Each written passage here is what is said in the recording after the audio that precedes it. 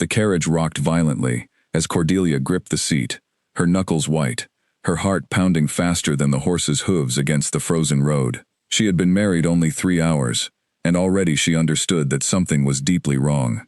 Duke Edmund Ashworth sat across from her, staring out the window, refusing to meet her eyes, refusing to speak a single word since the priest had pronounced them husband and wife. Cordelia Whitmore had grown up hearing stories of grand romances, of dukes falling helplessly for their brides, of love blooming from duty. She had believed, foolishly perhaps, that her own story might follow such a path, but the man sitting across from her now, dressed in fine black wool, his jaw tight and his eyes distant, looked at her as though she were a stranger who had wandered into his carriage by mistake.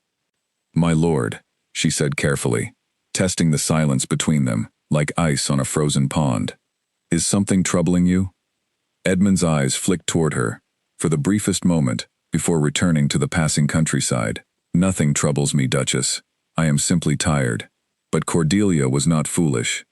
She had seen the way his mother, the Dowager Duchess Eleanor Ashworth, had watched the wedding, with a face carved from stone, offering no smile, no warmth, no blessing. She had seen the way the Duke's closest friend, Arthur Pemberton, had pulled him aside just before the ceremony, whispering urgently, his expression grave. She had noticed, too, how the Duke's hand had trembled slightly when he placed the ring upon her finger, as though the weight of it were unbearable. Something was wrong. Something had always been wrong. And Cordelia, raised to be composed, to never raise her voice, to never demand answers she was not owed, chose in that moment to say nothing more. She turned her gaze to the window and watched the hills roll past, promising herself that she would learn the truth eventually, even if she had to wait a lifetime for it. The Ashworth estate rose before them like a fortress carved from gray stone, its towers reaching toward a sky heavy with clouds. Servants lined the drive, bowing as the carriage approached, their faces arranged into practiced smiles that did not quite reach their eyes. Cordelia noticed the way several of the maids exchanged glances, quick and knowing, the kind of glances that spoke of secrets kept from a new bride. An older woman with silver hair pulled tightly into a bun stepped forward as the carriage door opened. "Welcome home, Your Grace," she said to Edmund, then turned to Cordelia with a nod that felt more like an assessment than a greeting. "And welcome, Duchess. I am Margaret Doyle, head of the household staff. If you require anything, you need only ask." Cordelia offered a warm smile, despite the unease coiling in her stomach. "Thank you, Mrs. Doyle. I look forward to knowing this house and everyone in it."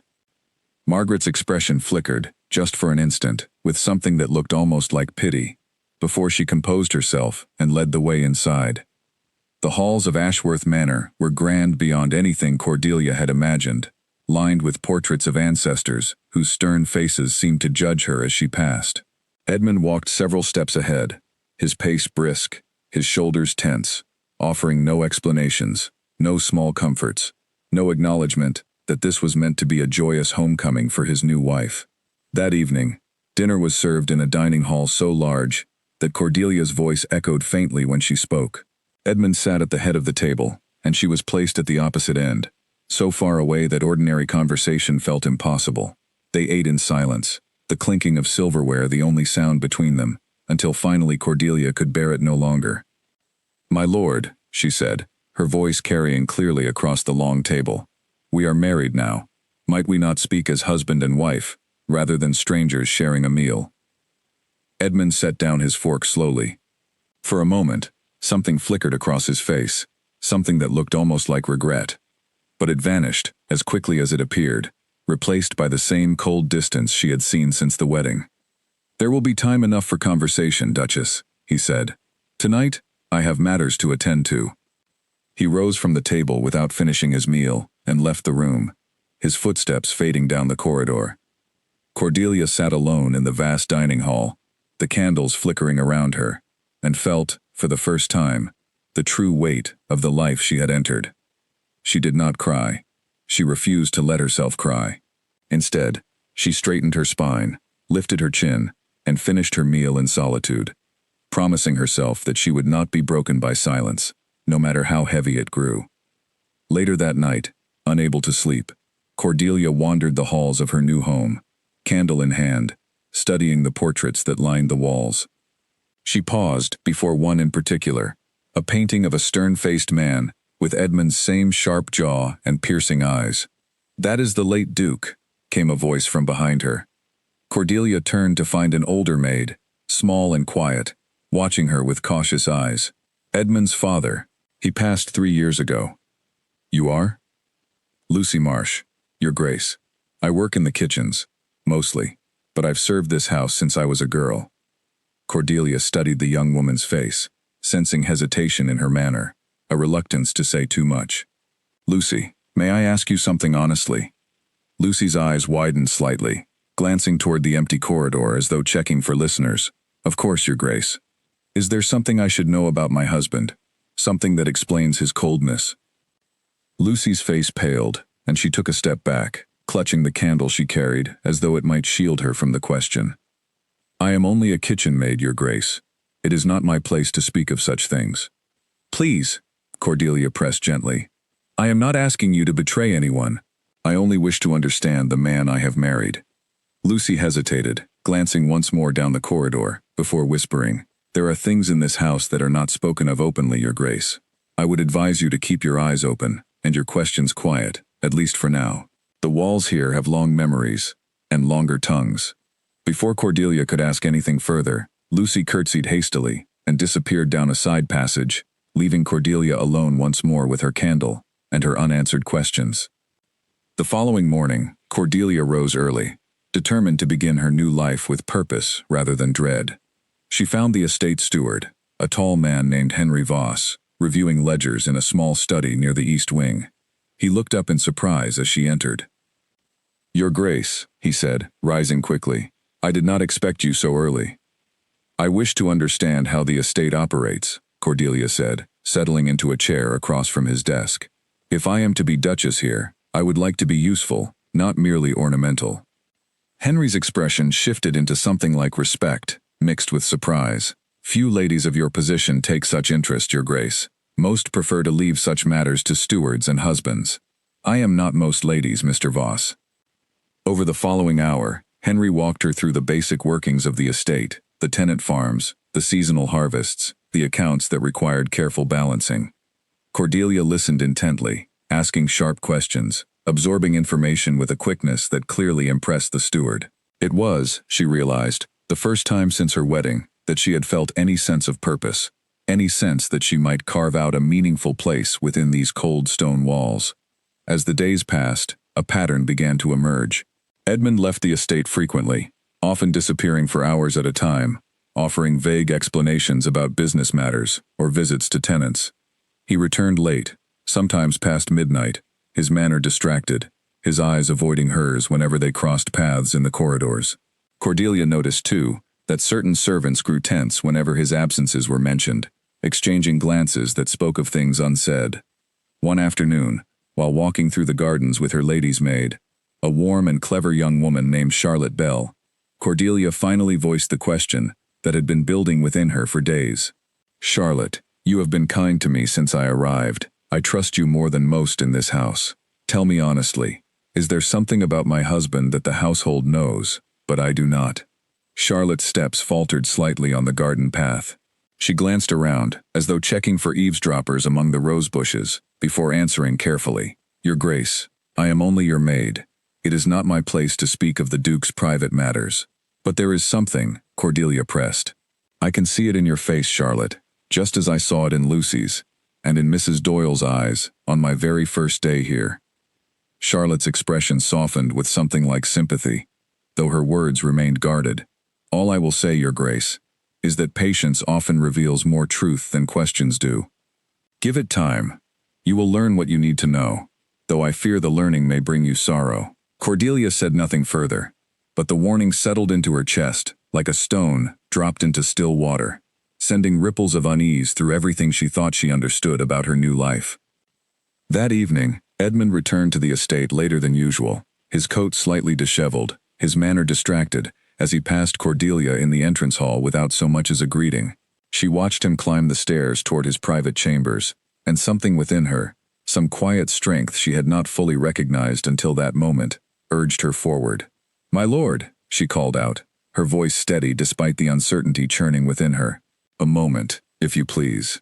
Edmund paused on the staircase, his hand resting on the banister, his back still turned toward her.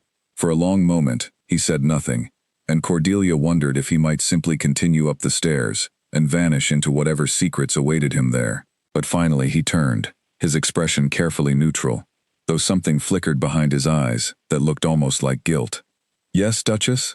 We have been married nearly a fortnight now," Cordelia said, choosing her words with care. "Yet I feel I know you no better than the day we met. I do not ask for love, my lord. I understand our marriage was arranged for reasons beyond affection. But I would ask, at the very least, for honesty." Edmund's jaw tightened, and for a moment, Cordelia believed he might finally speak the truth she had been searching for since her arrival. But instead, he offered only a tired sigh, his shoulders slumping slightly beneath some invisible weight. "There is nothing to tell, Duchess. I am simply a man with many responsibilities, and little time to attend to matters beyond them." "Then why do the servants grow quiet whenever your name is mentioned? Why do their eyes fill with pity whenever they look upon me?" Something flickered across Edmund's face, quick and sharp, gone before Cordelia could fully name it. "You imagine things, Duchess. This house is simply quiet by nature. You will grow accustomed to it in time." Before she could press further, he turned and continued up the staircase, disappearing into the shadows of the upper floor, leaving Cordelia standing alone in the entrance hall once more. She did not call after him. She did not demand answers she suspected he would never give freely. Instead, she stood in silence, watching the space where he had vanished, and made a quiet vow to herself. She would discover the truth of Ashworth Manor, whatever it might be, no matter how long it took, and no matter how much silence she would have to endure along the way. She turned from the staircase and walked toward her own chambers, her spine straight, her expression composed, giving nothing away to the servants who watched her pass. Whatever secret this house held, whatever shadow lingered over her marriage, she would not be the one to break first. She would watch, she would wait, and she would learn everything, in time, no matter the cost it demanded of her heart. 3 weeks into her marriage, Cordelia stood frozen at the top of the servants' staircase, her breath caught in her throat, as she overheard 2 housemaids whispering below. "She was seen again last night," one voice said, low and urgent. "The cottage by the old mill. His lordship's carriage was there past midnight." "Poor Duchess," the other replied. "She has no idea, does she?" Cordelia's hand tightened around the banister until her knuckles turned white. She had suspected something, of course, some hidden truth lurking beneath Edmund's coldness, but hearing it spoken aloud, even in whispers, transformed suspicion into something far heavier, far more real. She forced herself to breathe steadily, to descend the remaining steps as though she had heard nothing, though her mind raced with questions she was not yet ready to voice aloud. That afternoon, she sought out Henry Voss once more, this time not to discuss ledgers or tenant farms, but to ask a question she feared the answer to. "Mr. Voss," she said, closing the study door behind her, "tell me about the cottage by the old mill." Henry's pen paused mid-stroke, ink pooling slightly at the tip before he set it down carefully. "Your Grace, I think perhaps that question is better directed elsewhere. I am directing it to you because I trust you to be honest, even when honesty is uncomfortable." Henry studied her for a long moment, weighing something behind his careful expression. Finally he sighed, folding his hands atop the ledger before him. "The cottage belongs to the estate, Your Grace. It has been let to a woman named Seraphine Colville for the better part of a year now." Cordelia's chest tightened, though she kept her face carefully composed. "And who is this woman to my husband?" "That, Your Grace, is a question I am not equipped to answer. My role concerns the estate's finances, not the Duke's personal affairs. But you know something, Mr. Voss. I can see it in your face." Henry's jaw tightened, and for a moment, Cordelia thought he might refuse to speak further. But something in her steady gaze, some quiet dignity that refused to crumble despite the pain clearly building within her, seemed to move him. "What I know, Your Grace, is that the arrangement predates your marriage by many months.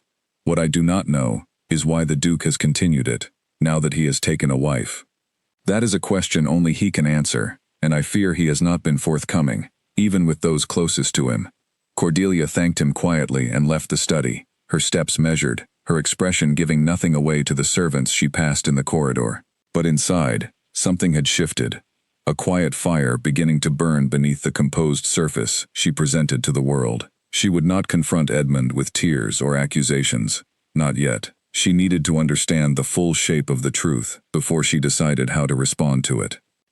That evening, she dressed carefully for dinner, choosing a gown of deep blue silk that had been part of her wedding trousseau, her hair arranged with quiet elegance by Charlotte's careful hands. "You look lovely tonight, Your Grace," Charlotte said, though her eyes carried a flicker of concern as she studied Cordelia's carefully composed expression. "Thank you, Charlotte. Tonight, I intend to dine with my husband, whether he wishes it or not." Charlotte said nothing further, though her hands paused briefly in their work, betraying a moment of worry before she continued arranging the final pins in Cordelia's hair. Edmund arrived late to dinner, as had become his habit, his expression distracted as he took his seat at the head of the long table. Cordelia, rather than retreating to her usual place at the opposite end, instructed the footman to set her place beside him instead. Edmund glanced up in mild surprise as she settled into the chair, though he said nothing to object. "You seem in good spirits this evening, Duchess," he said finally, breaking the silence between them. "I thought perhaps we might finally share a proper conversation, my lord, as husband and wife are meant to do." Something flickered across Edmund's face, wariness mixed with something that looked almost like guilt. "Of course. What would you like to discuss?" Cordelia studied him carefully, choosing her words with the precision of a woman laying careful groundwork before revealing her hand. "Tell me about the cottage by the old mill, my lord." The color drained slightly from Edmund's face, though he recovered quickly, his expression settling back into practiced neutrality. "I am not certain what you mean, Duchess. I think you understand precisely what I mean. A woman named Seraphine Colville resides there, has resided there for many months, long before our marriage began. I am told your carriage visits her cottage with some regularity, even now." Edmund set down his fork, his jaw tightening as he met her gaze directly for what felt like the first time since their wedding. "Who has told you this? Does it matter? Is it untrue?" The silence that followed stretched long and heavy across the table, broken only by the soft crackling of candles, burning low in their holders. Edmund's eyes searched her face, as though trying to gauge how much she truly knew, how much damage had already been done to whatever fragile foundation their marriage might have possessed. "It is complicated, Duchess," he said finally, his voice quieter than she had ever heard it. "There are circumstances you do not understand, history that predates you, obligations that cannot simply be dissolved because a marriage contract has been signed."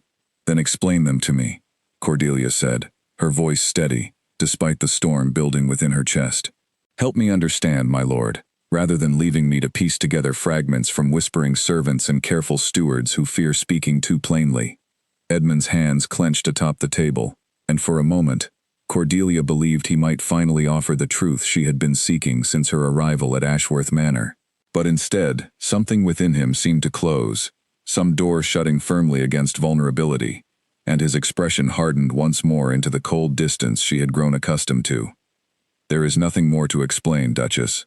I would ask that you not concern yourself with matters that do not affect the running of this household, or your position within it." Cordelia felt something crack within her chest, not from surprise, for she had expected such a response, but from the quiet devastation of confirmation. She had hoped, foolishly perhaps, that honesty might still be possible between them, that some small piece of genuine connection might yet be salvaged from the wreckage of their arranged union. Instead, she found only walls, higher and colder than she had imagined possible. She rose from the table with quiet dignity, refusing to let tears gather in her eyes, despite the pain clawing at her chest. "Very well, my lord. I understand my place now, quite clearly." "Cordelia," Edmund began, his voice carrying something unfamiliar, something almost like regret, but she was already walking toward the door, her spine straight, her steps measured and controlled. "Good night, my lord," she said without turning back, and left him alone in the vast dining hall, the candles flickering around him, casting long shadows across a face that, for the first time, betrayed something that looked almost like genuine distress. Alone in her chambers that night, Cordelia finally allowed herself a single moment of weakness, sitting before her mirror, as Charlotte gently removed the pins from her hair, A single tear traced down her cheek, quickly wiped away before it could fall further. "Your Grace," Charlotte said softly, her hands pausing in their work. "I am so sorry." "Do not be sorry, Charlotte. I am not the first woman to marry a man whose heart belongs elsewhere, and I will not be the last. What matters now is how I choose to carry myself, going forward." "And how will you carry yourself, Your Grace?" Cordelia met her own reflection in the mirror, studying the composed features staring back at her. Features that gave nothing away of the storm raging beneath the surface. "With dignity, Charlotte. With silence, when silence serves me better than words. And with patience, until the truth of this house reveals itself fully, as I believe it eventually will." She dismissed Charlotte for the evening, and sat alone before her mirror, long after the candles had burned low, turning over Edmund's words in her mind, searching for meaning within his careful evasions. History that predates you. Obligations that cannot simply be dissolved. What history could bind a duke so tightly to a woman, kept quietly in a cottage, hidden from proper society, spoken of only in servants' whispers? She did not yet have the answer, but she understood, with growing certainty, that the answer existed, buried somewhere within the walls of Ashworth Manor, waiting for someone patient enough, and clever enough, to uncover it. Cordelia intended to be that person, whatever the cost to her own wounded heart. The following days passed, with careful civility between them, each treating the other with the polished courtesy expected of a duke and duchess, while the truth of Seraphine Colville lingered unspoken between every exchanged glance, every shared meal, every careful word chosen to avoid the subject entirely. Cordelia continued her work with Henry Voss, learning the estate's operations with quiet determination, finding purpose in ledgers and tenant matters that offered a welcome distraction from the ache lodged permanently in her chest. But even as she immersed herself in her new responsibilities, she never stopped watching, never stopped listening, gathering fragments of information from servants who slowly began to trust her quiet dignity, sensing perhaps that she was not the fragile, foolish bride they had first assumed her to be. She was patient, she was observant, and she was determined that whatever secrets Ashworth Manor held, she would eventually understand them fully, no matter how long the silence between herself and her husband might stretch before that day arrived. The invitation arrived on a crisp morning, delivered by a footman in the crimson livery of Lord and Lady Fenwick, announcing a grand ball to celebrate the engagement of their eldest daughter. Cordelia held the card in her hands, studying the elegant script, knowing instinctively that this event would be her first true appearance in society, as Duchess Ashworth, and likely the first time she would encounter Seraphine Colville face to face. "You must wear the emerald gown, Your Grace," Charlotte said, already moving toward the wardrobe with brisk efficiency. "It suits your coloring beautifully, and it will remind everyone present exactly who holds the title of Duchess in this county." Cordelia allowed herself a small, grim smile. "You believe she will be there, don't you, Charlotte?" Charlotte paused, her hands still resting on the wardrobe door. "I believe Lady Seraphine attends most gatherings, where the Duke is expected, Your Grace. It would be unwise to assume otherwise." The evening of the ball arrived swiftly, and Cordelia found herself standing before her mirror as Charlotte fastened the final clasps of the emerald gown, its rich fabric catching the candlelight with every movement. Her hair had been arranged in an elegant style, adorned with small pearls that had belonged to her own mother, and as she studied her reflection, she felt something steady settle within her chest, a quiet resolve replacing the anxiety that had plagued her since the invitation arrived. "You look every inch a duchess, Your Grace," Charlotte said softly.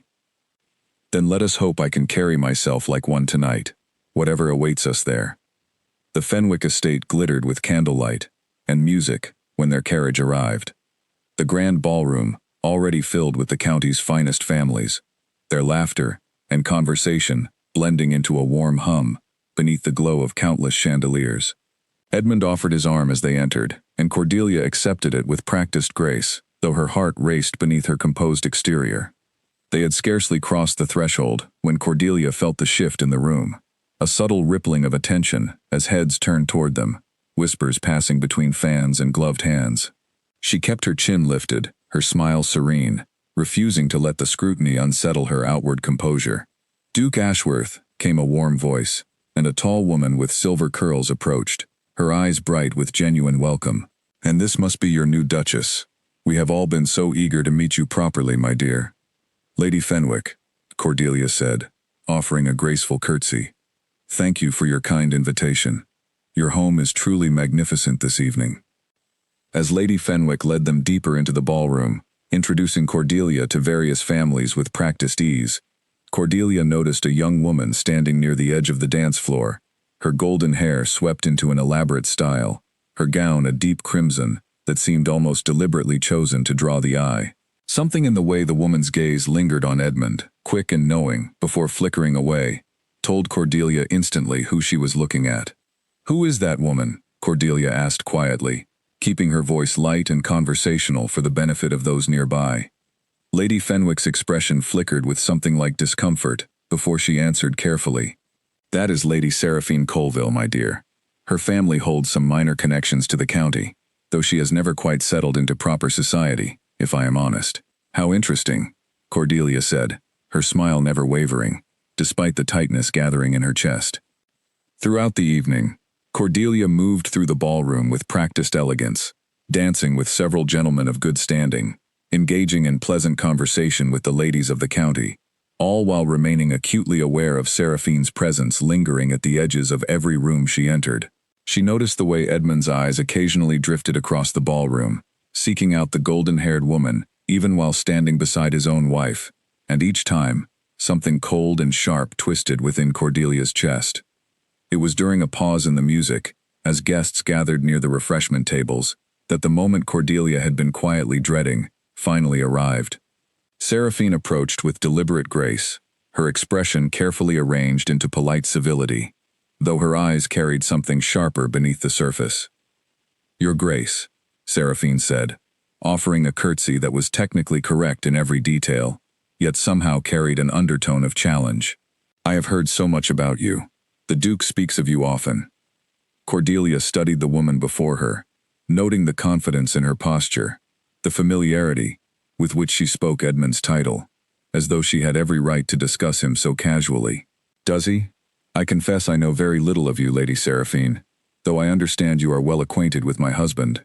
Something flickered across Seraphine's face, surprise perhaps, at Cordelia's directness, quickly masked beneath renewed composure. "We have known each other for some years, Your Grace, long before your marriage was arranged, I should say. How fortunate for you both, then, that your acquaintance has continued so smoothly, despite the changed circumstances."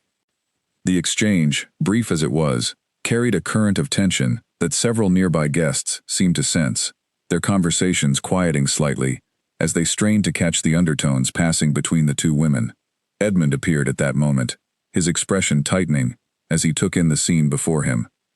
"Seraphine," he said, his voice carrying a warning note that Cordelia recognized instantly, though she kept her own expression carefully neutral. "I trust you are enjoying the evening." "Immensely, Your Grace," Seraphine replied, her eyes flicking briefly toward Cordelia, before returning to Edmund with unmistakable warmth. "Though I confess, I had hoped for a dance, given how rarely we see each other properly these days." Cordelia felt the words land like a deliberate blow, delivered, with practiced precision, in front of witnesses, who would surely carry the exchange to every drawing room in the county by morning. She kept her smile fixed in place, her posture perfectly composed, refusing to give either Seraphine or the watching guests the satisfaction of any visible reaction. "Perhaps another time," Edmund said stiffly, taking Cordelia's arm and steering her firmly away from the confrontation. "My wife and I have other guests to greet this evening." As they moved through the crowd, Cordelia felt the weight of dozens of curious eyes following them, whispers trailing in their wake like a current she could not escape.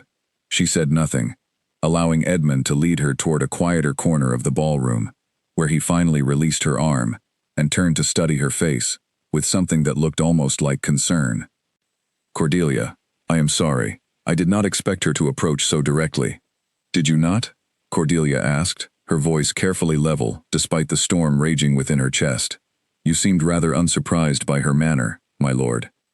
Edmund's jaw tightened, and for a moment, Cordelia thought he might finally offer some explanation, some acknowledgement of the pain his continued arrangement with Seraphine was causing her. But instead, he simply shook his head, his expression closing once more into careful neutrality. This is neither the time nor the place for such discussions, Duchess. We have an evening to complete, and appearances to maintain. Cordelia studied him for a long moment, understanding with painful clarity that appearances mattered more to him, in that moment, than her own wounded feelings. Of course, my lord, appearances above all else. They completed the remainder of the evening, with careful civility, dancing together, when propriety demanded it, exchanging pleasant conversation with the county's finest families, presenting the picture of a contented ducal marriage to all who watched.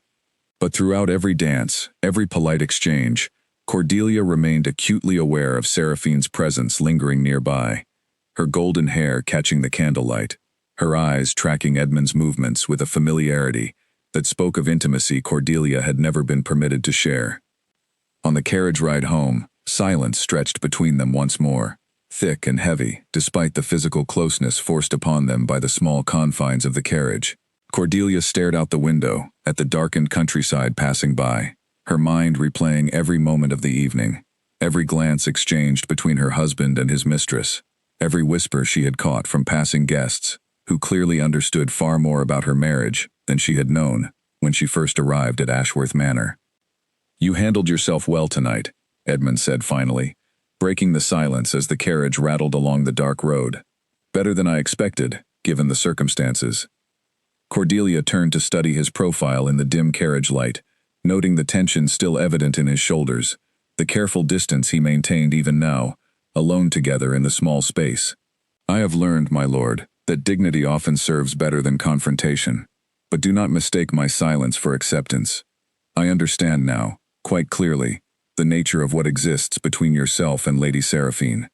I simply choose not to make a public spectacle of my own humiliation."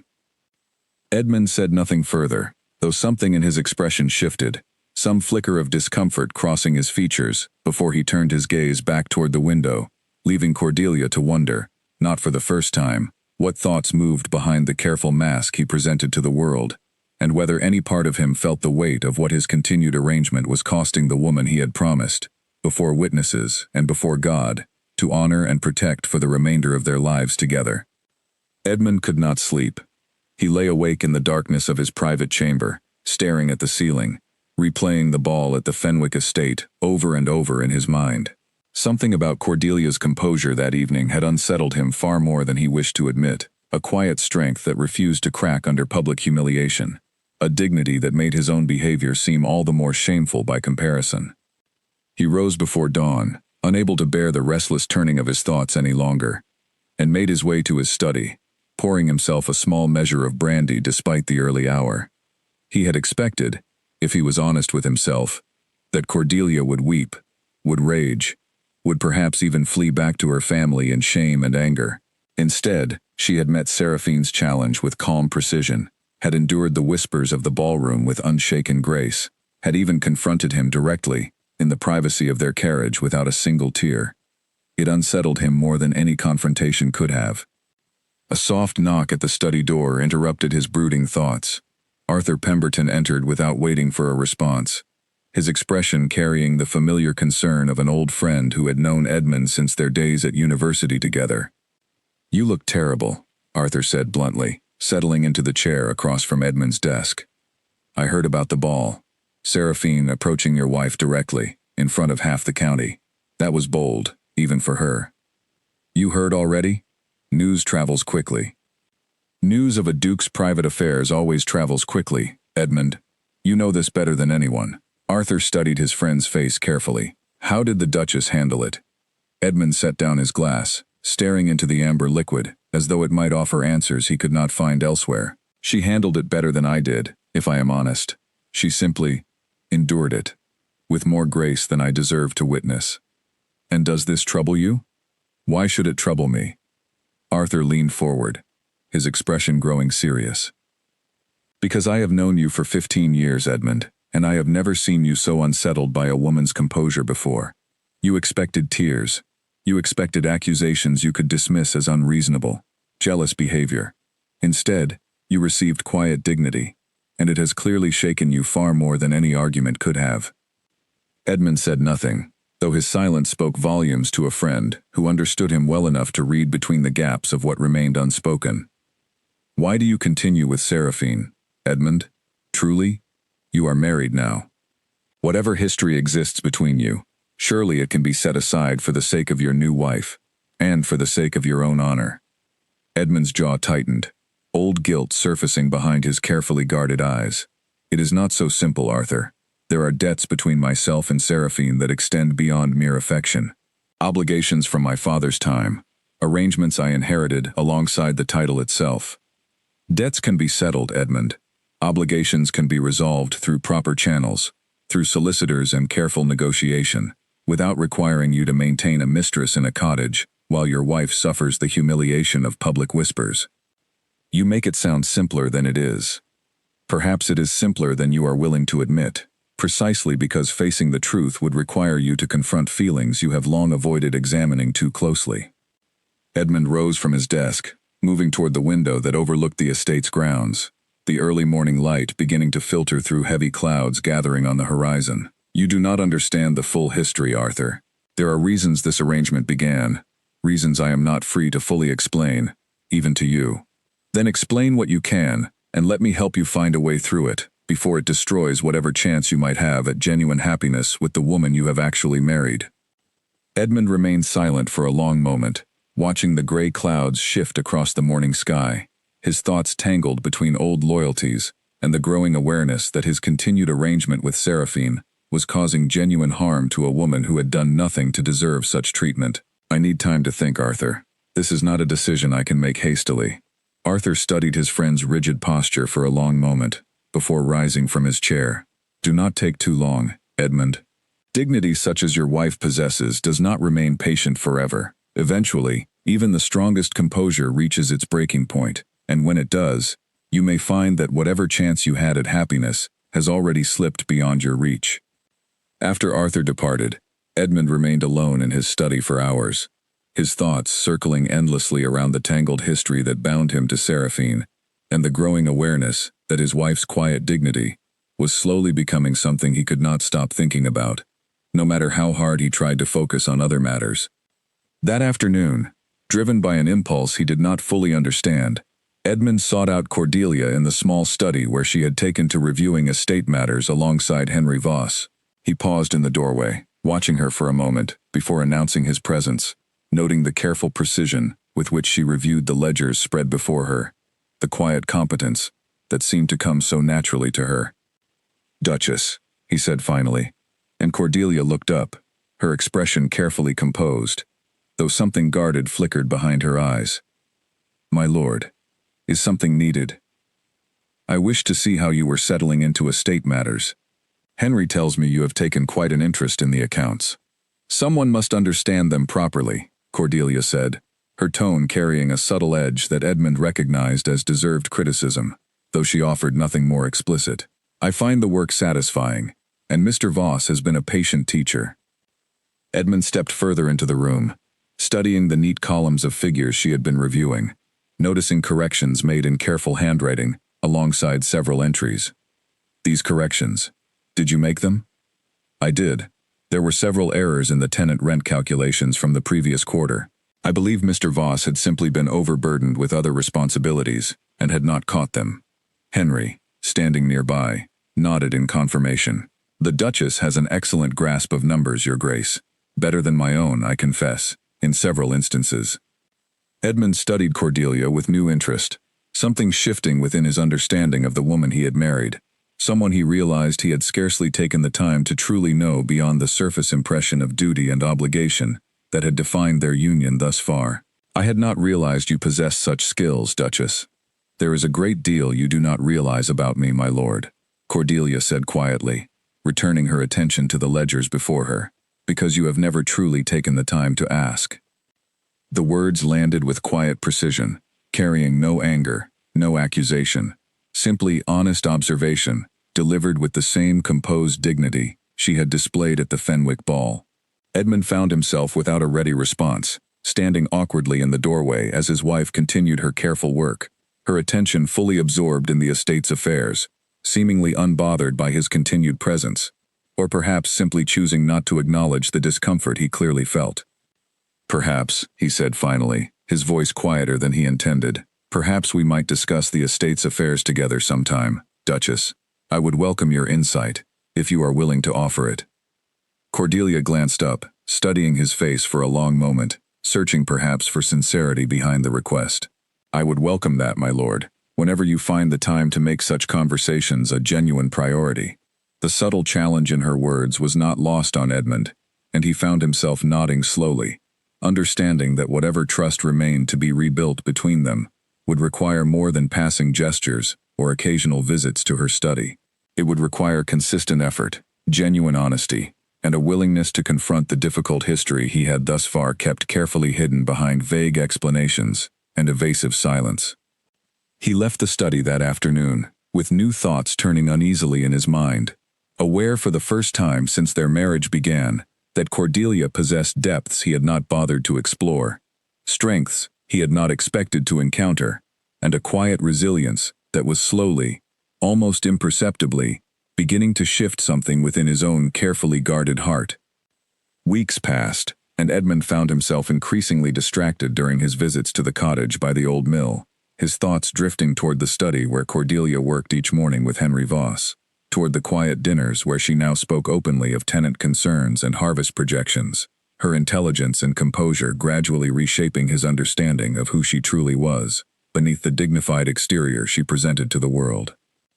Seraphine noticed the shift immediately, her sharp instincts attuned to any change in Edmund's manner, and she grew increasingly demanding during his visits, her affection taking on an edge of desperation that had not existed in earlier months of their arrangement. "You seem distracted lately," she said one evening, watching him from across the small sitting room of her cottage, her golden hair loose about her shoulders. "Is something troubling you, Edmund?" "Nothing troubles me, Seraphine. I have simply had much to occupy my attention with estate matters." "Estate matters," Seraphine repeated, her tone carrying a sharpness she rarely allowed to surface. "Or perhaps your new wife occupies more of your attention than you care to admit." Edmund's jaw tightened, uncomfortable with how easily she had identified the truth he had not yet fully acknowledged even to himself. "Cordelia is my wife, Seraphine. It should not surprise you that estate business requires her involvement." "It is not the estate business that concerns me, Edmund, but the manner in which you speak her name now. There is something different in your voice, something that was not present when we first began this arrangement. You imagine things." "Do I?" Seraphine rose from her chair, moving toward him with deliberate grace, though something brittle had crept into her usual confidence. "I have given you years of my devotion, Edmund. I have accepted the shadows of this arrangement, the secrecy, the limitations placed upon what we might otherwise have shared openly, because you assured me that whatever contract bound you to marriage would never truly change what exists between us. And it has not changed, Seraphine." "Has it not?" Her eyes searched his face, seeking reassurance he found himself unable to offer as freely as he once had. "Then why do you hesitate now, when you never hesitated before? Why do your thoughts drift elsewhere, even now, while you sit before me?" Edmund said nothing, uncertain how to answer honestly, without wounding a woman who had, in her own way, remained loyal to their long arrangement despite its complications. The silence stretched between them, heavy and uncomfortable, until Seraphine finally turned away, moving toward the window that overlooked the darkened grounds beyond her cottage. "I have loved you a long time, Edmund," she said quietly, her voice carrying genuine vulnerability beneath its usual composed confidence. "I ask only that you remain honest with me. Whatever changes may be occurring within your heart, I would rather know the truth, painful as it might be, than continue believing in something that has already begun slipping away." Edmund crossed the room and rested his hand gently on her shoulder, though even this small gesture felt different than it once had, lacking the certainty that had defined their arrangement in earlier years. "I do not know what is happening within myself, Seraphine. I only know that things feel different than they once did, and I am not certain what that difference means, or where it might eventually lead." Seraphine turned to study his face, searching for something within his troubled expression, before nodding slowly, her own composure returning, despite the vulnerability she had briefly allowed him to witness. "Then perhaps you should determine what you truly want, Edmund, before continuing to divide your attention between two women who each deserve better than uncertainty and half measures." Her words lingered with him long after he departed her cottage that evening, riding back toward Ashworth Manor, beneath a sky heavy with clouds, his thoughts tangled between old loyalty and something new stirring within him that he did not yet fully understand. He found Cordelia still awake when he returned, seated in the small parlor near the library, a book resting forgotten in her lap, as she stared into the fire crackling in the hearth before her. She looked up as he entered, her expression carefully neutral, though something flickered briefly behind her eyes before composure settled back into place. "You are home early tonight, my lord," she observed, closing her book and setting it aside. "I found myself with little appetite for further company this evening," Edmund said, settling into the chair across from her, studying her face in the firelight with new attention. "May I ask what troubles your thoughts tonight, Duchess? You seem distant."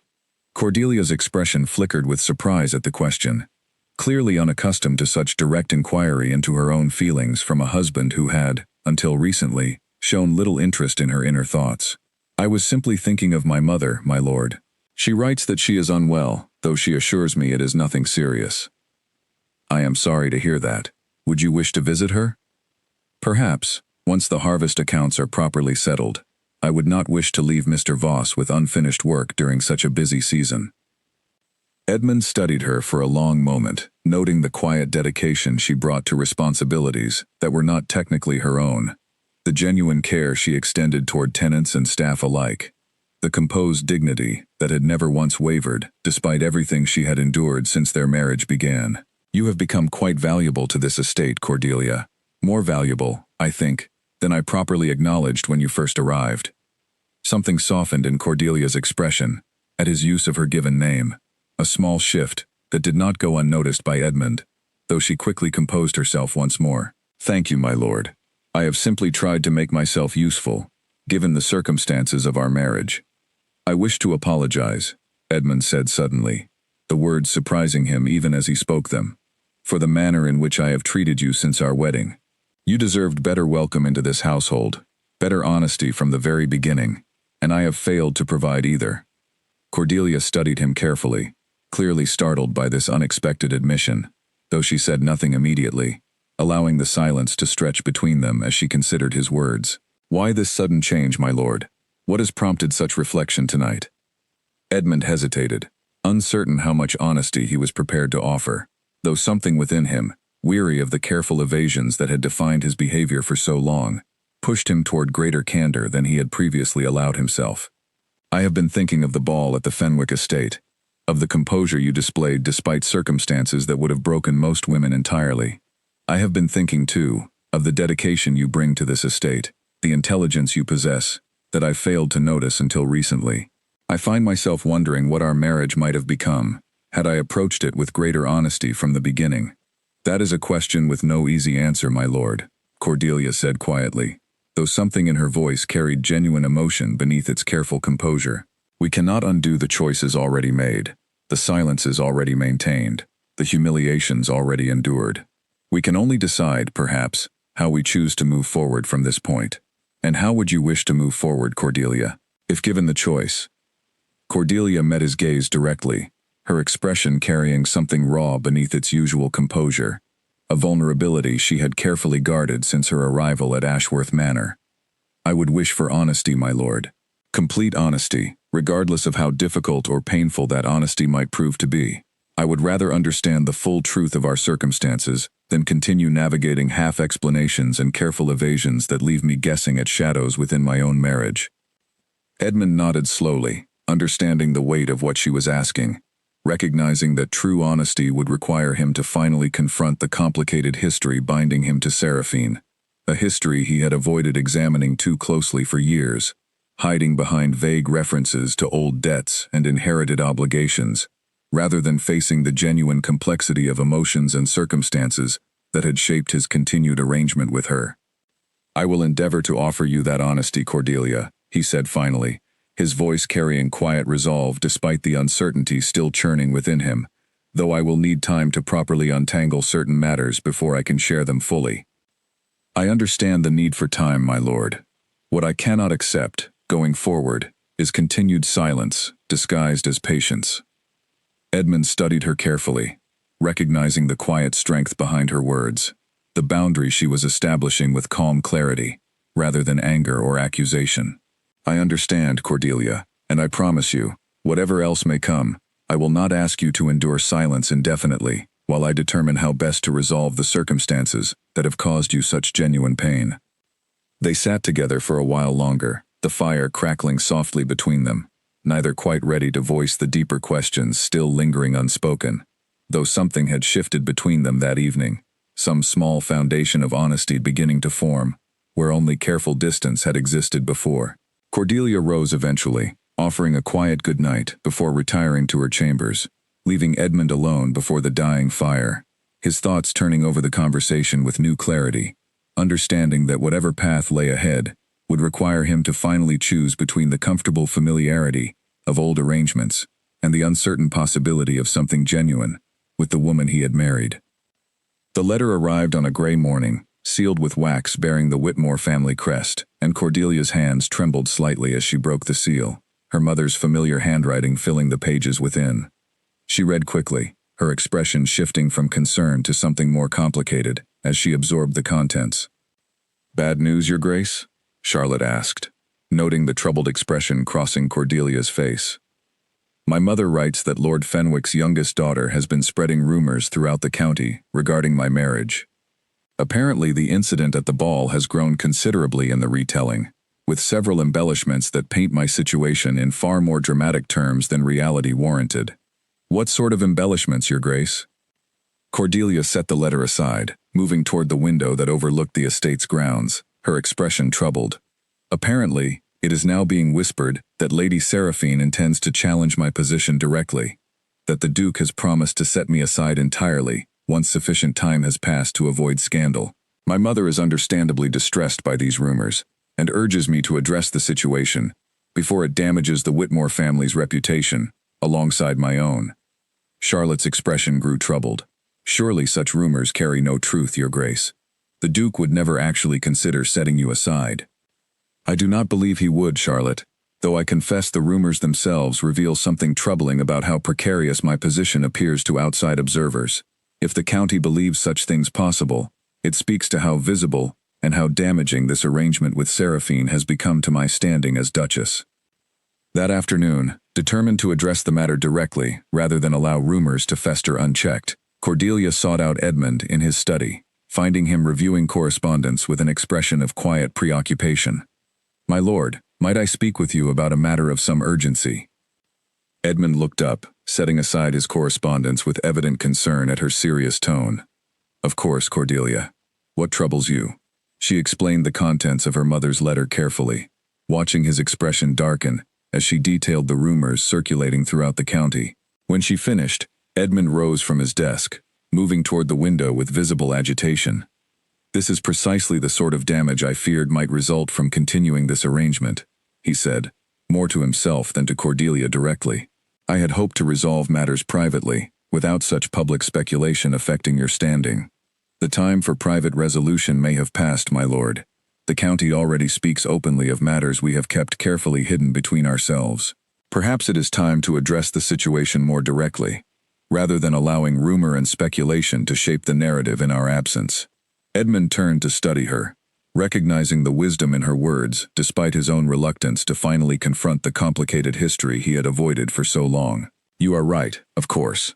I have allowed this situation to persist far longer than was fair to you, hiding behind vague explanations, rather than properly resolving matters that should have been settled long before our marriage even began."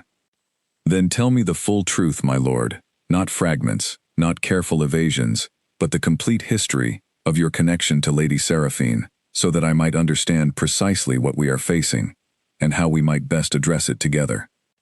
Edmund hesitated, old habits of secrecy warring with his growing recognition that Cordelia deserved, and indeed required, complete honesty if they were to navigate this crisis successfully.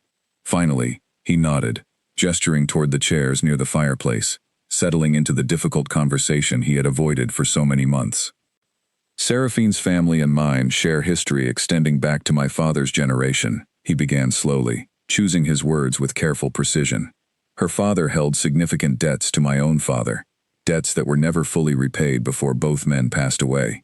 When Seraphine found herself without resources following her father's death, my father, out of some sense of obligation or perhaps guilt regarding the unresolved debt, arranged for her to receive a small allowance and modest housing, initially through entirely proper and respectable means. And how did proper arrangement become the situation that exists now? Cordelia asked carefully. Edmund's expression grew troubled, old guilt surfacing behind his careful composure. After my father's passing, I inherited both the title and the various obligations attached to it, including continued support for Seraphine's circumstances. Over time, our association grew beyond simple financial obligation into something more personal, more complicated than the arrangement my father had originally established. You loved her, Cordelia said quietly. Not quite a question, though something in her voice carried genuine curiosity rather than accusation. I believed I did, for a time, though I have come to question, especially in recent months, whether what existed between us was genuine affection, or simply comfortable familiarity, born from years of shared history and mutual understanding of each other's circumstances. And now? Edmund met her gaze directly, something shifting behind his careful expression. Now I find myself uncertain of many things I once believed settled beyond question, Cordelia, including my feelings regarding Seraphine, and including, I confess, my growing feelings regarding yourself. Cordelia's breath caught slightly at this admission, though she maintained her composed exterior, allowing him space to continue without interrupting his difficult confession. I do not say this to cause you further pain, Edmund continued, but rather because you asked for complete honesty, and I believe you deserve nothing less, whatever the resulting complications might be. I entered our marriage prepared to maintain distance, believing my heart already settled elsewhere. I did not anticipate discovering such genuine strength and intelligence within you, qualities that have gradually reshaped my understanding of what our marriage might yet become, if I am willing to properly address the tangled circumstances I have allowed to persist for far too long. What do you intend to do, my lord, regarding Seraphine, and regarding the rumors now circulating throughout the county? Edmund drew a steadying breath, recognizing the significance of the decision now facing him. I intend to properly settle whatever financial obligations remain connected to her father's old debts, through legitimate legal channels, ensuring she receives fair and respectable compensation for the complicated history we have shared. And I intend to end our personal arrangement entirely, making clear both to her and to the county that my marriage to you represents my genuine and complete commitment, moving forward. That will not be easily accomplished, my lord, nor will it be without genuine pain for all parties involved, including yourself. I understand this, Cordelia, but I have come to recognize that continued half measures serve no one well, least of all yourself, who deserves a husband fully committed to your marriage, rather than one still tangled within old obligations and uncertain affections. Cordelia studied him for a long moment, searching his expression for sincerity, recognizing something genuine within his troubled eyes that had not existed during their earlier, more guarded exchanges. Then I would ask, my lord, that whatever steps you take them with genuine care for all involved, including Lady Seraphine. Whatever history exists between yourself and her, cruelty serves no one well, regardless of how legitimate our own grievances might be. Edmund nodded slowly, recognizing the quiet grace within her request, a compassion extended even toward the woman who had caused her such considerable pain. You possess a generous heart, Cordelia, more generous than I likely deserve, given how I have treated you since our marriage began. Perhaps, Cordelia said softly, rising from her chair, but generous hearts often prove wiser in the long course of things than bitter ones, my lord. I would rather extend grace where grace is possible, and reserve my strength for matters that truly require firm resolve. As she moved toward the door, Edmund called softly after her, Cordelia, thank you for your patience throughout this difficult situation, and for your willingness to hear the full truth, however complicated it proved to be. Cordelia paused at the doorway, glancing back at him, with an expression that carried both lingering hurt and cautious hope in equal measure. Thank you for finally offering it, my lord. Honesty, however painful, serves us both far better than the silence we have maintained until now. She left him alone in his study, his thoughts turning over the difficult path now stretching before him, understanding that resolving his complicated history with Seraphine would require both careful diplomacy and genuine courage, while rebuilding whatever foundation of trust remained possible with the wife whose quiet strength had gradually, almost imperceptibly, become something he genuinely valued beyond mere duty or obligation. Edmund rode to the cottage by the old mill early the following morning, determined to finally address matters directly with Seraphine before further delay allowed old habits to reassert themselves. He found her in the garden behind her cottage, cutting fresh flowers for the small vase that typically graced her sitting room table, her expression brightening briefly at his unexpected arrival, before something in his serious demeanor caused her smile to falter. "Edmund, this is an unexpected visit for such an early hour. Is something wrong? We need to speak, Seraphine, properly and honestly, about matters we have both avoided addressing directly for far too long." Seraphine set down her shears, her expression growing wary as she studied his face. "You have decided something, haven't you? I can see it in your eyes. I have decided that our arrangement can no longer continue as it has existed, Seraphine.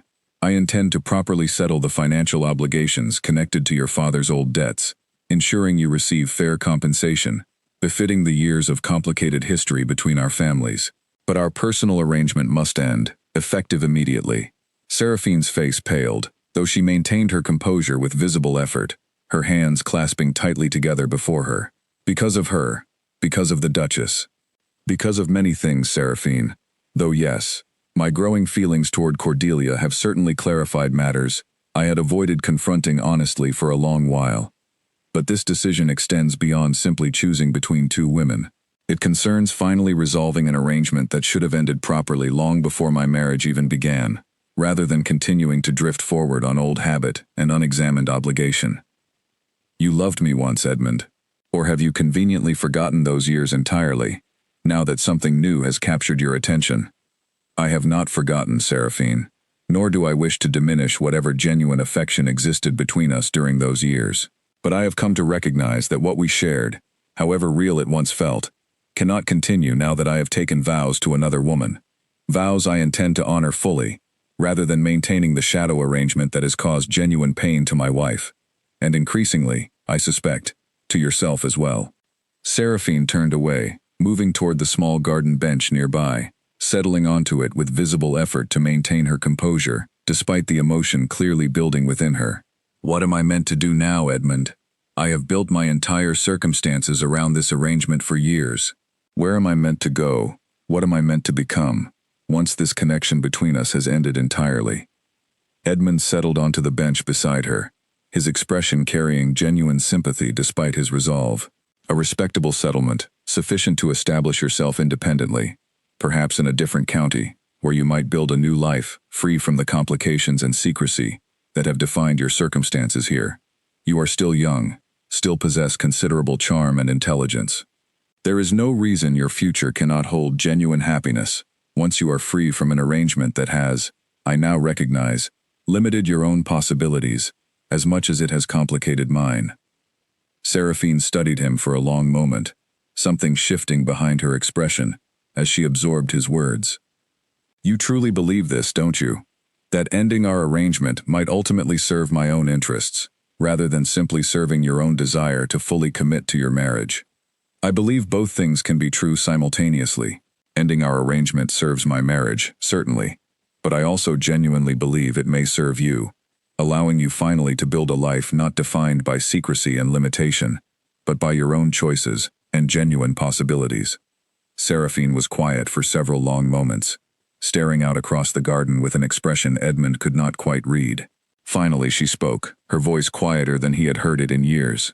"I suppose I always knew this day would eventually arrive, Edmund. I simply hoped, foolishly perhaps, that it might never truly come, that our arrangement might continue indefinitely, regardless of whatever marriage circumstances required of you publicly. I am sorry, Seraphine, for the years I allowed you to hold such hope, when I should have been honest with both of us far sooner regarding what our arrangement could realistically become, once genuine marriage entered the equation. Do not apologize too extensively, Edmund.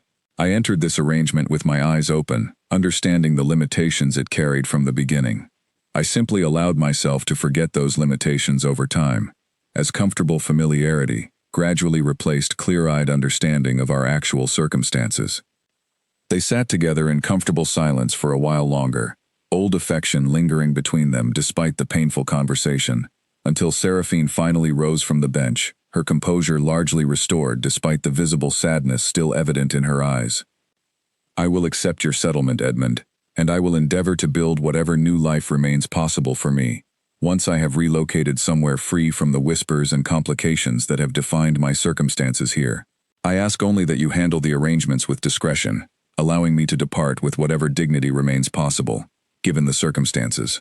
I promise you discretion, Seraphine, and genuine care in ensuring your settlement provides real security for whatever future you choose to build." As Edmund prepared to depart, Seraphine called softly after him, "Edmund, I hope, genuinely, that you find real happiness with your Duchess. Whatever complications existed between us, you deserve genuine happiness, just as I hope to eventually find my own, however unexpected that might currently seem." Edmund nodded, offering a final gesture of respect toward the woman who had shared such complicated history with him, before mounting his horse and riding back toward Ashworth Manor, his thoughts already turning toward the difficult conversations still required with his solicitors regarding proper settlement arrangements, and toward the gradual process of rebuilding genuine trust with the wife, whose quiet strength had ultimately guided him toward finally confronting circumstances he had avoided for far too long. Meanwhile, at Ashworth Manor, news of Edmund's early morning departure had already begun circulating among the household staff, whispered speculation passing between servants who wondered at the meaning behind his unexpected visit to the cottage by the old mill so soon after his serious conversation with the Duchess the previous evening. Margaret Doyle, overseeing the morning's household duties, found herself approached by young Lucy Marsh, whose expression carried evident curiosity. "Do you think it's finally ending, Mrs. Doyle? The arrangement with Lady Seraphine?" Margaret considered the question carefully before responding. "I believe, Lucy, that our Duchess has accomplished something rather remarkable these past weeks, through nothing more than quiet dignity and patient composure. Whether that translates into lasting change remains to be seen, but I confess I have not seen the Duke this thoughtful, this genuinely engaged with matters beyond his own comfort, since long before his father's passing. Do you think the Duchess will forgive him fully, once matters are properly settled?" Margaret's expression softened with something like admiration as she considered the question. "I believe our Duchess possesses a wisdom beyond her years, Lucy. Whether forgiveness comes easily or requires considerable time, I suspect she will handle whatever comes next with the same quiet grace she has displayed since her very first day within these walls." As the household staff continued their quiet speculation regarding the changing circumstances within Ashworth Manor, Cordelia herself remained in her private study, reviewing estate correspondence with careful attention, though her thoughts repeatedly drifted toward wondering what conversation was currently unfolding between her husband and the woman who had shaped so much of the pain she had endured since her arrival. She did not yet know whether Edmund's promises from the previous evening would translate into genuine action, whether his admission of growing feelings toward herself represented lasting truth or merely momentary sentiment born from guilt and pressure. But she found herself, despite every reasonable caution accumulated through months of careful disappointment, allowing herself a small measure of cautious hope regarding what their marriage might yet become, if Edmund proved willing to follow through on the honesty and resolve he had finally begun to demonstrate. 3 weeks passed following Edmund's conversation with Seraphine, weeks during which Cordelia watched with cautious attention as her husband followed through on his promises with consistent, deliberate action. Solicitors visited the estate regularly, finalizing the settlement arrangements that would provide Seraphine with respectable independence. The cottage by the old mill stood empty by the second week, its former occupant having departed quietly for a distant county, exactly as promised, with a discretion that spared both parties further public speculation. Cordelia noticed, too, the gradual shift in Edmund's daily habits. He no longer disappeared for unexplained hours, no longer returned late with distracted expressions and evasive explanations. Instead, he began joining her each morning in the small study, working alongside her and Henry Voss on estate matters, asking genuine questions, offering his own insights, gradually rebuilding the partnership their marriage had lacked since its very beginning. "You seem more settled lately, my lord," Cordelia observed one morning, as they reviewed tenant petitions together in companionable quiet. I feel more settled, Cordelia. For the first time in years, I feel as though I am building something genuine, rather than simply maintaining obligations inherited from circumstances beyond my control. And how do you find this new arrangement, working alongside your wife on matters you once handled entirely alone? Edmund glanced up, something warm flickering behind his careful expression. I find I much prefer it, if I am entirely honest. Your insights have improved several decisions I might otherwise have made poorly, and your company, I confess, has become something I genuinely look forward to each morning, rather than merely tolerate as duty requires. Cordelia felt warmth spreading through her chest at this admission, though she maintained careful composure, unwilling to fully release her guarded heart until she felt more certain of the lasting nature of this change.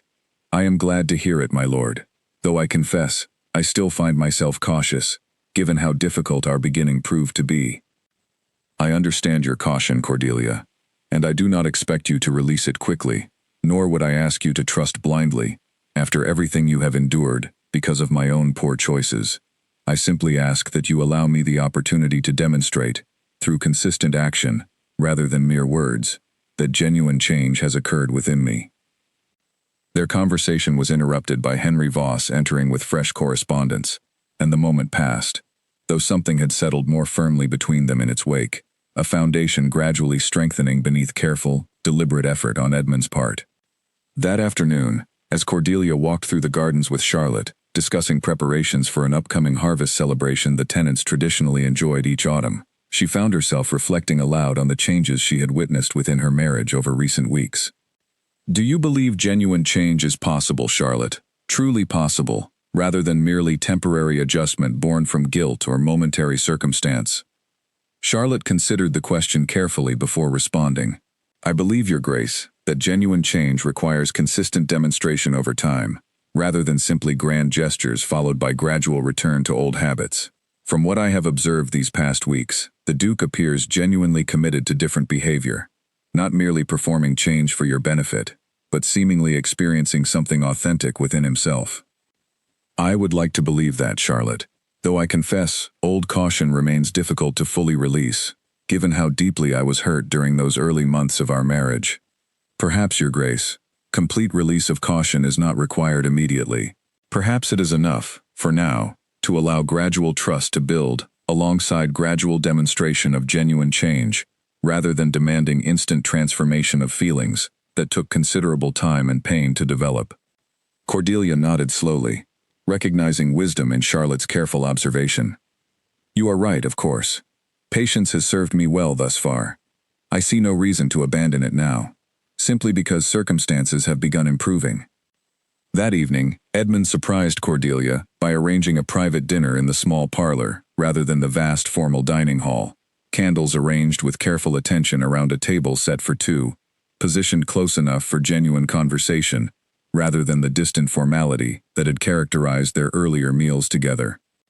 This is a pleasant surprise, my lord, Cordelia said, settling into the chair he held for her, studying the intimate arrangement with evident appreciation. I thought perhaps we might benefit from conversation unencumbered by the vast distance of the formal dining hall, Edmund said, settling into his own chair across the small table. I have grown weary of shouting pleasantries across a space, better suited to grand banquets than genuine connection between husband and wife.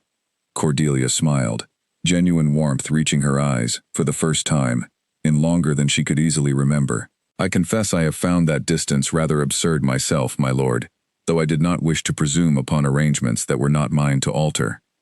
Then let us alter them together, going forward. I would much prefer intimate dinners such as this, where we might actually speak as partners, rather than performing distant courtesy for the benefit of servants who likely find our previous arrangement as tedious as we ourselves experienced it. Throughout the meal, their conversation flowed with newfound ease, touching on estate matters, but also drifting toward more personal territory. Edmund asking genuine questions about Cordelia's childhood, her relationship with her mother, her hopes for their future together, while Cordelia found herself, cautiously but genuinely, sharing more of herself than she had previously felt safe offering. Tell me something, Cordelia, Edmund said, as the meal drew toward its conclusion, candlelight flickering warmly across the small table between them. Do you believe you could ever come to genuinely care for me, given everything that occurred during the early months of our marriage?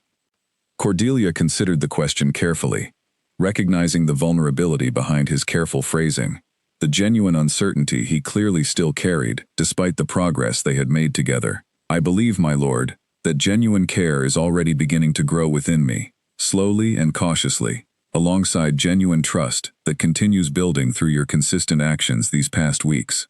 I cannot promise instant transformation of feelings that took considerable pain to develop, but I can promise honest effort to allow whatever genuine connection exists between us to continue developing naturally, without artificial pressure or premature expectation. Edmund reached across the small table, gently taking her hand in his own, a gesture of genuine tenderness that surprised them both with its simple sincerity. That is more than I likely deserve, Cordelia, given how poorly I treated you during those early months. But I am grateful, genuinely grateful, for whatever chance you are willing to extend toward building something real between us, moving forward. Cordelia felt warmth spreading through her chest at the gentle contact, at the genuine sincerity evident within his careful words, and for the first time since her wedding day, she allowed herself to believe, fully and without reservation, that perhaps genuine happiness remained possible within this marriage, whatever difficult beginning had shaped its foundation. They sat together for a while longer after the meal concluded, simply talking, laughing occasionally at shared observations, building the kind of genuine connection that had been entirely absent during those cold early weeks following their wedding.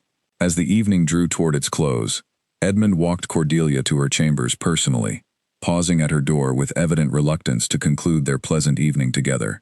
"Good night, Cordelia," he said softly, "and thank you for extending patience and grace toward someone who certainly did not initially deserve either."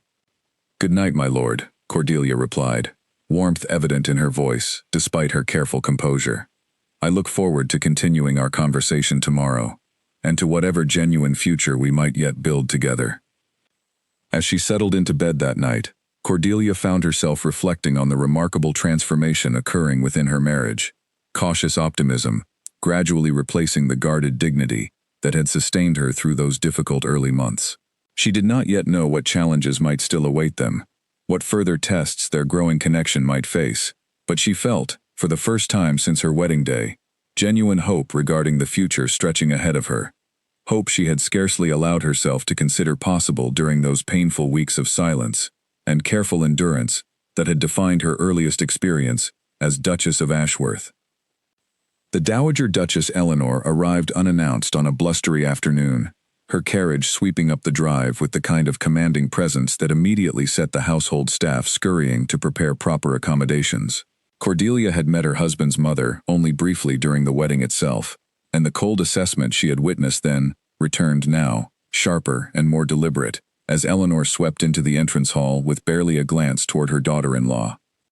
"Edmund," Eleanor said, embracing her son with genuine warmth before turning her attention toward Cordelia with far cooler evaluation. "Duchess, you look well settled into your position here." "Thank you for visiting, Dowager Duchess," Cordelia replied, offering a proper curtsy, despite the chill evident in Eleanor's greeting. "I hope your journey was comfortable." "Comfortable enough, given the circumstances that prompted it." Eleanor's sharp eyes moved between her son and daughter-in-law with evident calculation. "I have heard troubling rumors reaching even my own household regarding Lady Seraphine's sudden departure from the county. I confess I came to understand the truth directly, rather than relying on second-hand gossip." Edmund's expression tightened slightly, though he maintained careful composure. "Mother, perhaps we might discuss this privately, rather than in the entrance hall." "Nonsense. Whatever occurred concerns the Duchess directly. Given her position within this household, she should hear whatever we discuss."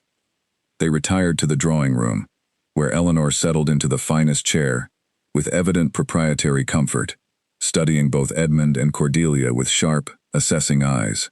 "Now, tell me plainly, Edmund, have you truly ended the arrangement with Seraphine, or have you merely relocated her to avoid immediate scandal, while maintaining the connection through less visible means?" "I have ended it entirely, Mother, properly and completely, with fair settlement to ensure her independent future, but with no continuation of our previous personal arrangement." Eleanor's eyebrows rose with evident skepticism, and what has prompted this sudden change of heart, after years of maintaining that particular arrangement without apparent difficulty. Edmund glanced toward Cordelia before answering, something protective entering his expression. I have come to recognize, Mother, that continuing such an arrangement was neither fair to my wife, nor genuinely honest regarding my own evolving feelings. Cordelia deserves a husband fully committed to their marriage, rather than one still tangled within old obligations. How romantic, Eleanor said, her tone carrying evident sarcasm that made Cordelia's spine stiffen despite her careful composure. And what happens, Edmund, when this newfound devotion proves as temporary as most passionate declarations eventually do? Seraphine's family connections, however complicated, provided certain political advantages that this marriage, whatever genuine affection may exist within it, cannot fully replace. I am not concerned with political advantages that require sacrificing my wife's dignity and happiness, Mother. Eleanor turned her sharp attention fully toward Cordelia, studying her with the kind of assessment that made Cordelia feel as though she were being evaluated for purchase rather than greeted as family.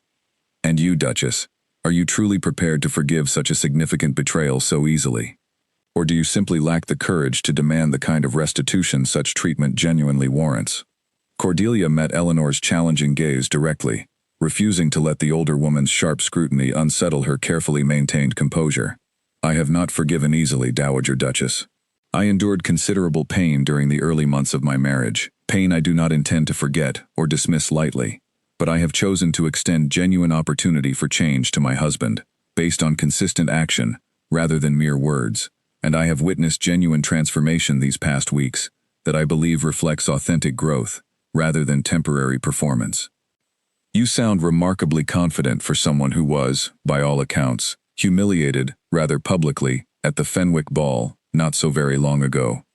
Confidence born from careful observation, Dowager Duchess, rather than naive assumption. I do not extend trust blindly, but I also do not believe in punishing genuine effort simply because past circumstances proved painful. Growth requires opportunity, and I have chosen to extend that opportunity while maintaining careful attention to whether such growth proves genuine and lasting. Eleanor studied Cordelia for a long moment, something shifting behind her sharp assessment, perhaps grudging respect mixed with continued skepticism. You possess more spine than I initially credited you with, Duchess. Very well.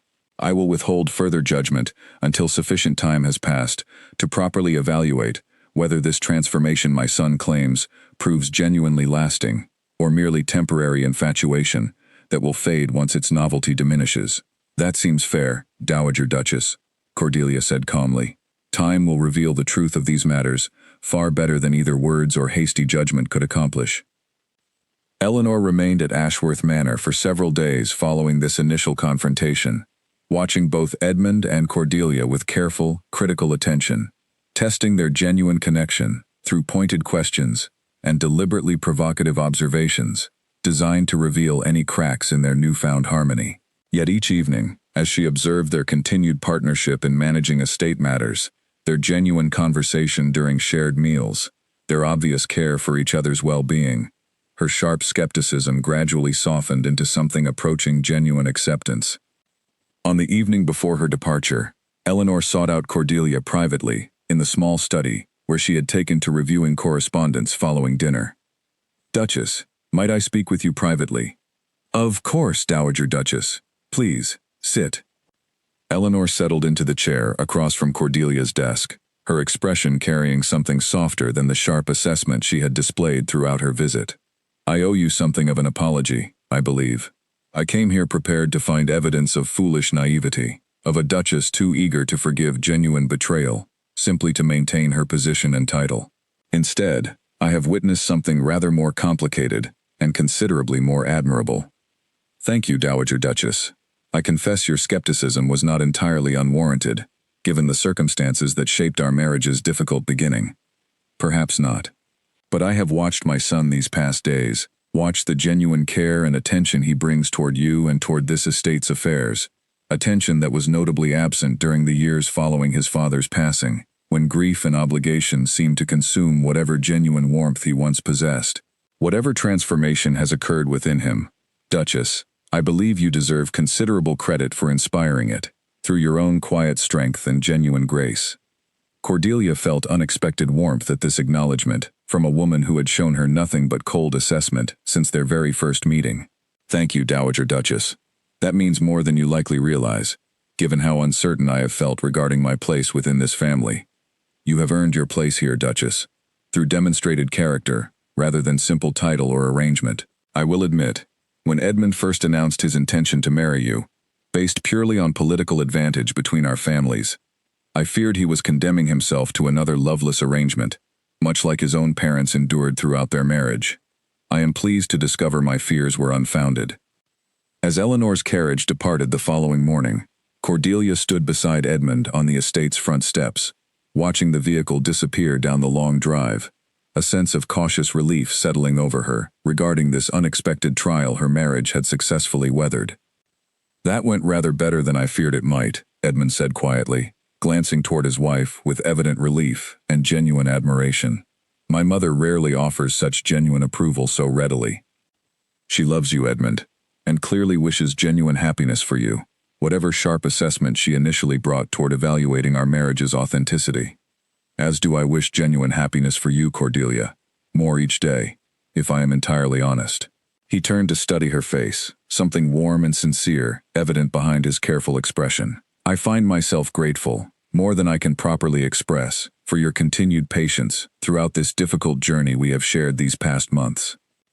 Cordelia smiled, genuine warmth reaching her eyes as she studied the man who had gradually, through consistent effort and genuine honesty, transformed from a cold stranger into someone she found herself caring for deeply, despite the painful beginning that had shaped their unlikely path toward this unexpected happiness. "We have both shown considerable patience, my lord, and considerable growth. I believe, whatever challenges may yet await us, we are prepared to face them together, with the genuine partnership we have worked so carefully to build." The harvest celebration arrived with golden afternoon light spilling across the fields surrounding Ashworth Manor, tenants and household staff gathering together for the traditional festivities that marked the season's successful conclusion. Cordelia moved among the gathered crowds with genuine warmth, greeting tenant families by name, inquiring after children and elderly relatives, with the kind of authentic care that had earned her considerable affection throughout the estate over recent months. Edmund watched her from across the gathering, a smile playing at his lips as he observed his wife's easy grace among people who had initially regarded her with the cautious reserve typically extended toward new nobility. Now, watching her laugh genuinely with a tenant's young daughter, accepting a small bouquet of late wildflowers with evident delight, he felt something settle firmly within his chest, a certainty he had not expected to discover when their marriage first began under such cold and difficult circumstances. "You seem thoughtful this evening, my lord," Arthur Pemberton observed, appearing at Edmund's side, with a cup of the celebratory cider being served throughout the gathering. "I am simply reflecting, Arthur, on how remarkably my circumstances have changed these past months, largely due to my wife's remarkable patience and genuine character." Arthur followed Edmund's gaze toward where Cordelia continued moving through the gathered crowd. "I confess, when you first married her, purely for political advantage between your families, I feared you were condemning yourself to another cold, distant arrangement, much like countless other noble marriages built purely on practical considerations, rather than genuine affection. As did I fear the same, if I am honest. I entered our marriage prepared to maintain careful distance, believing my heart already settled elsewhere entirely. I did not anticipate discovering such genuine depth within Cordelia, nor did I expect her quiet dignity to eventually reshape my entire understanding of what marriage might genuinely offer, beyond mere practical arrangement. And now?" Edmund smiled, warmth evident throughout his relaxed expression. "Now I find myself genuinely, deeply devoted to a woman I once regarded with careless indifference, grateful beyond measure that her patience proved stronger than my own foolish pride and poor judgment during those difficult early months." As evening settled fully across the celebration, lanterns being lit throughout the gathering to extend the festivities into the gathering darkness, Edmund found Cordelia near the edge of the celebration, watching the dancing couples with evident contentment. "May I have this dance, Duchess?" he asked, extending his hand toward her with genuine warmth. "You may, my lord," Cordelia replied, accepting his hand with a smile that reached fully into her eyes, warmth and genuine affection evident in every line of her expression. They danced together beneath the lantern light, surrounded by tenants and household staff who had, over recent months, witnessed the remarkable transformation occurring within their Duke and Duchess's marriage. Transformation born from painful beginning, but ultimately blossoming into something genuine and lasting. "Do you remember?" Cordelia asked softly, as they moved together through the simple country dance. "How distant you seemed during our very first dinner together, all those months ago. I scarcely believed we might ever reach this point, given how coldly our marriage began." "I remember all too well, Cordelia, and I confess considerable shame regarding my behavior during those early months. Your quiet dignity throughout that difficult period taught me something I had not properly understood before, that genuine strength often expresses itself through patient composure rather than dramatic confrontation, and that silence, properly understood, can carry more weight and more power than any argument or accusation might achieve." "Your pride nearly cost you everything, my lord," Cordelia said gently, though warmth softened whatever criticism remained within her words. "Had I responded with anger and confrontation during those difficult early weeks, I believe you might have simply retreated further into old habits and careful evasion. Instead, my composed silence, uncomfortable as it clearly proved for you, ultimately created space for genuine reflection, allowing you to recognize on your own timeline what changes were truly necessary." Edmund nodded slowly, recognizing the wisdom within her words. "My old pride and careless indifference were indeed destroyed by your silence, Cordelia, though I have come to understand that destruction, however uncomfortable, proved entirely necessary. Whatever cold, distant man I once was could not have built the genuine partnership we now share. Your quiet strength dismantled that old version of myself, allowing something better, something genuinely worthy of your patience and grace, to gradually take its place. I am glad, my lord, that the man who has emerged from that difficult transformation proves someone I can genuinely love, rather than merely tolerate out of obligation. As am I profoundly grateful, Cordelia, that you extended sufficient patience to allow that transformation to occur, rather than abandoning our marriage entirely during those painful early months, when such abandonment would have been entirely understandable." They continued dancing as darkness fully settled across the celebrating estate, lanterns casting warm golden light across gathered tenants and household staff, who watched their Duke and Duchess with genuine affection, understanding, even without full knowledge of the private struggles that had shaped this remarkable transformation, that something genuine and lasting had been built between their noble patrons, a partnership founded not on careless arrangement or cold obligation, but on hard-won trust, patient grace, and genuine love that had emerged from difficult beginning into something considerably stronger for having weathered such trials successfully. Later that evening, as the celebration gradually wound toward its conclusion, and tenants began departing toward their own homes, with warm farewells and genuine gratitude for their Duke and Duchess's generous hospitality, Edmund and Cordelia walked together through the quiet gardens surrounding Ashworth Manor, stars beginning to emerge across the clearing evening sky above them. "I have been thinking, Cordelia," Edmund said quietly as they walked together, "about how remarkably different our marriage has become from what I originally expected when our families first arranged this union. I entered believing myself capable only of practical partnership, devoid of genuine affection. I never imagined discovering something as precious as what we now share. Nor did I imagine, my lord, when I first climbed into that carriage on our wedding day, filled with uncertainty and quiet dread, that I might eventually discover genuine happiness within these walls, despite the painful beginning that nearly convinced me otherwise."